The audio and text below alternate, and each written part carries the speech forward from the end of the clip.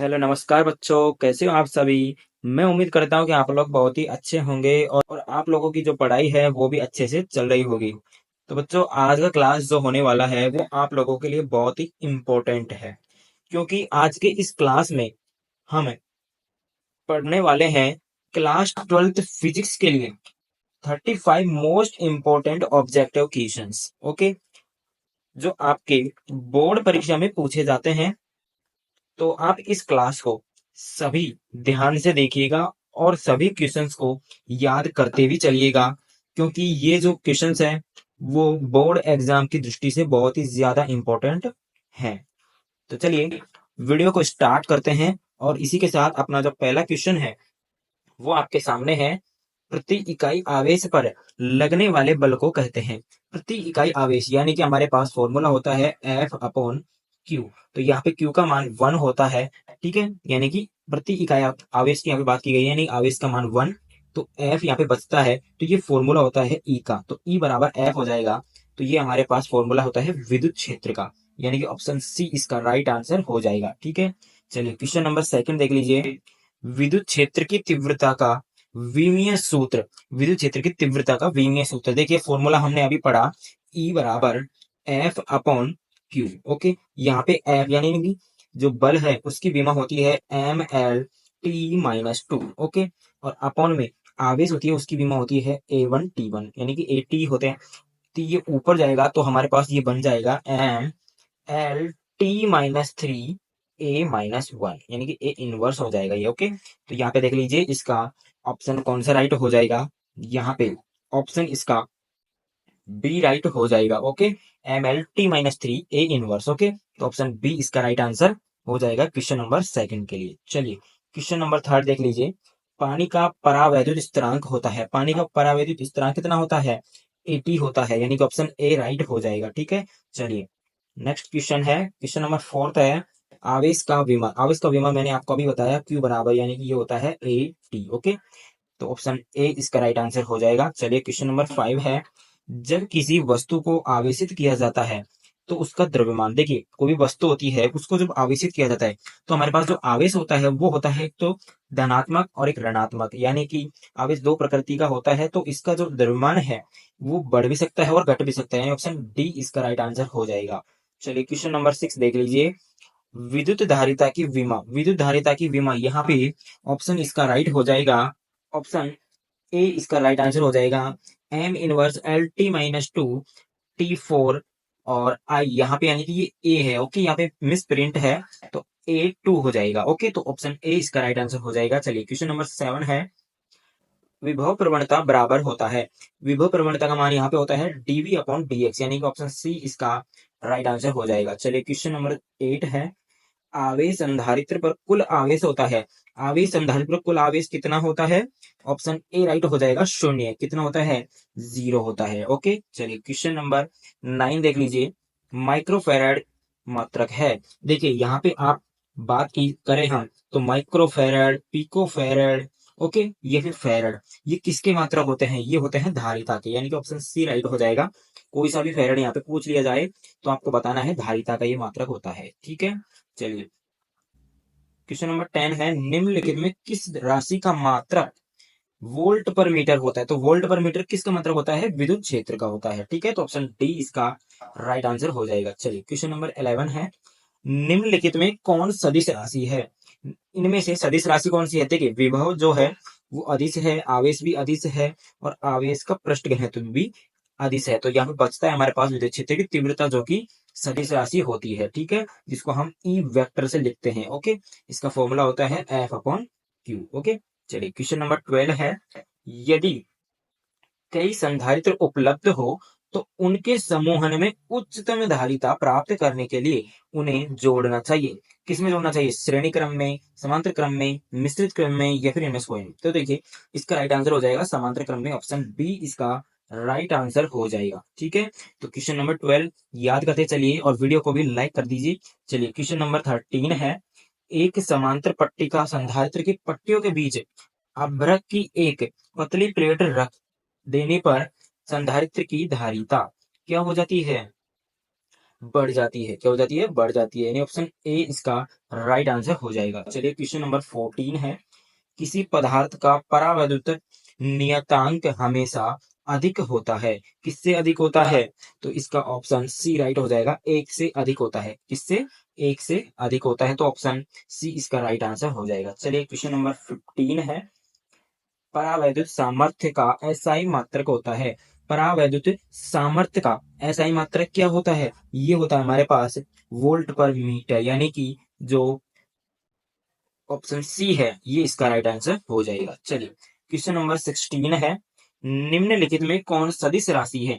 इसमें देखिए विभव हमारे पास कैसी राशि है? अदिश है, आवेश भी अदिश है, पृष्ठ घनत्व भी अदिश है। तो यहाँ पे बचता है हमारे पास विद्युत द्विध्रुव आघूर्ण ऑप्शन बी, जिसको हम P बराबर 2L इंटू क्यू, ये हमारे पास इसका फॉर्मूला होता है। ठीक है, यानी कि इलेक्ट्रिक डायपोल मूवमेंट का। ओके, चलिए क्वेश्चन नंबर 17 है, एक ओम बराबर होता है।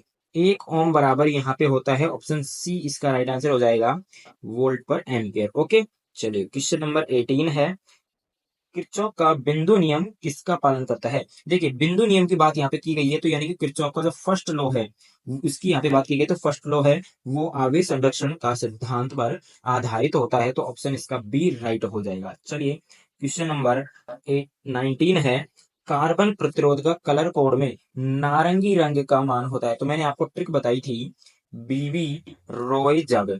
क्या बताई थी मैंने आपको? बीबी रॉय जग। ये होता है 0 1 2 3 4 5 एंड 6। ओके, तो यहाँ पे पूछा है नारंगी रंग यानी ऑरेंज का, तो यहाँ पे ये हो जाएगा 3, यानी कि इसका आंसर हो जाएगा 3। ओके, तो ऑप्शन यहाँ पे देख लीजिए, ऑप्शन बी इसका राइट आंसर हो जाएगा। ठीक है, क्वेश्चन नंबर 19 के लिए। चलिए क्वेश्चन नंबर 20 है, कार्बन प्रतिरोध का कलर कोड में लाल रंग का मान होता है। तो यहाँ पे लाल रंग का जो मान होता है वो होता है 2। ओके, आप देख सकते हैं ट्रिक को। ठीक है ना, वैसे आप याद रखिएगा बीबी रॉय जग को। ठीक है, चलिए क्वेश्चन नंबर 21 है, चालक के अंदर इलेक्ट्रॉन की गति होती है। चालक के अंदर जो इलेक्ट्रॉन की गति होती है वो कैसी होती है? अपसारित होती है, डाइवर्जेंट होती है। ओके, चलिए क्वेश्चन नंबर 22 है, वीडियो को लाइक करते चलिएगा भाई। ठीक है ना, बहुत मेहनत लगता है वीडियोस बनाने में, तो वीडियो को लाइक जरूर से कर दीजिएगा। चलिए नेक्स्ट यहाँ पे क्वेश्चन है, किलोवाट घंटा मात्रक है। किलोवाट घंटा जो मात्रक है वो है एनर्जी का, यानी ऊर्जा का ये मात्रक होने वाला है, तो ऑप्शन बी इसका राइट आंसर हो जाएगा। चलिए क्वेश्चन नंबर 23 है, विद्युत परिपथ के किसी बिंदु पर सभी धाराओं का बीजगणितीय योग, यहाँ पे बीजगणितीय योग क्या होता है धाराओं का? वो 0 होता है, जो कि हमारा किरचॉफ का फर्स्ट लॉ है, तो ऑप्शन ए इसका राइट आंसर हो जाएगा 0। ओके, चलिए क्वेश्चन नंबर 24 है, व्हीट स्टोन ब्रिज का उपयोग होता है। व्हीट स्टोन ब्रिज का जो उपयोग होता है वो उच्च एवं अल्प दोनों प्रतिरोध के मापन में होता है, तो ऑप्शन सी इसका राइट आंसर हो जाएगा। ठीक है, चलिए क्वेश्चन नंबर 25 देख लीजिए, विभव मापी के तार की लंबाई बढ़ा देने पर संतुलन बिंदु प्राप्त होता है अधिक लंबाई पर। किस पर? अधिक लंबाई पर प्राप्त होता है, तो याद करते चलिए। ठीक है, तो ऑप्शन बी इसका राइट आंसर हो जाएगा। चलिए क्वेश्चन नंबर 26 देख लीजिए, चुंबकीय क्षेत्र के फ्लक्स की एसआई इकाई होती है। चुंबकीय क्षेत्र के फ्लक्स की, तो ये होती है हमारे पास क्या? वेबर। क्या होती है गाइस? वेबर होती है, तो ऑप्शन इसका सी राइट हो जाएगा। ठीक है, चलिए क्वेश्चन नंबर 27 है, समरूप वेग से चलायमान आवेश उत्पन्न होता है। कैसा होता है? तो इसका ऑप्शन सी राइट हो जाएगा, विद्युत चुंबकीय क्षेत्र, तो ऑप्शन सी राइट हो जाएगा। ठीक है ना, क्वेश्चन नंबर 27 के लिए। चलिए क्वेश्चन नंबर 28 है, लॉरेंज बल की दिशा ज्ञात करने का नियम है। कौन सा नियम है? फ्लेमिंग के दाएं हाथ का नियम, ऑप्शन बी इसका राइट आंसर हो जाएगा क्वेश्चन नंबर 28 के लिए। चलिए क्वेश्चन नंबर 29 है, आदर्श वोल्ट मीटर का प्रतिरोध होता है। तो याद रखिए बच्चों, आदर्श वोल्ट मीटर का जो प्रतिरोध होता है वो हो जाएगा अनंत। और बात करें आदर्श किसकी? आदर्श एमीटर की। आदर्श एमीटर की बात करें तो ये होता है बच्चों 0। ओके, याद रखिएगा इन चीजों को। ठीक है, क्वेश्चन पूछता है और ये सभी पूछे हुए बोर्ड परीक्षा में पूछे हुए क्वेश्चन है, क्वेश्चन बैंक से लिए हुए क्वेश्चन है। ओके, तो वीडियो को लाइक करते चलिएगा। चलिए क्वेश्चन नंबर 30 है, चालक पदार्थ में मुक्त इलेक्ट्रॉन की संख्या होती है। चालक पदार्थ में जो मुक्त इलेक्ट्रॉनों की जो संख्याएं होती है वो होती है बहुत अधिक। कितनी? बहुत अधिक होती है, तो ऑप्शन बी इसका राइट आंसर हो जाएगा। चलिए क्वेश्चन नंबर 31 है, विद्युत धारा के चुंबकीय प्रभाव की खोज निम्न में से किस वैज्ञानिक ने की थी? तो ये किस वैज्ञानिक ने की थी? इसका राइट आंसर हो जाएगा ऑस्टेड। क्या? ऑस्टेड। ओके, तो ऑप्शन सी इसका राइट आंसर हो जाएगा। चलिए क्वेश्चन नंबर 32 है प्लांक स्थिरांक की विमा। यहाँ पे प्लांक स्थिरांक यानी कि हमारे पास फॉर्मूला होता है E बराबर एच न्यू, जहाँ पे एच जो होता है वो होता है प्लांक नियतांक। ठीक है, तो इसका जो विमा होता है वो यहाँ पे होता है ऑप्शन ए, आप देख लीजिए Ml/T-1। ओके, तो ऑप्शन ए इसका राइट आंसर हो जाएगा। चलिए क्वेश्चन नंबर 33 देख लीजिए, किसी चुंबक का चुंबकीय आघूर्ण है, कैसी राशि है ये है सदिश राशि यानी कि वेक्टर क्वांटिटी ये होने वाली है। तो 33 के लिए ऑप्शन ए राइट हो जाएगा। चलिए क्वेश्चन नंबर 34 है चल कुंडली गैल्वेनोमीटर की सुग्राह्यता बढ़ाई जा सकती है, कैसे बढ़ाई जा सकती है? ऑप्शन बी राइट हो जाएगा, चुंबकीय फ्लक्स को बढ़ाकर। तो ऑप्शन बी इसका राइट आंसर हो जाएगा।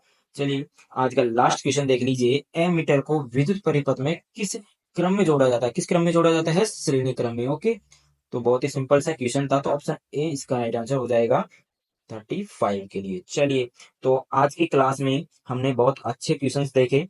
तो वीडियो आपको कैसा लगा कमेंट सेक्शन में जरूर से बताना, और वीडियो को अभी तक आप लोगों ने लाइक नहीं किया है तो जरूर से लाइक कर दीजिए और शेयर कर दीजिए सभी अपने फ्रेंड्स के साथ, ताकि उनको भी इस क्लास का मजा आ सके। ठीक है, तो चलिए मिलते हैं नेक्स्ट वीडियो में, तब तक के लिए बाय बाय।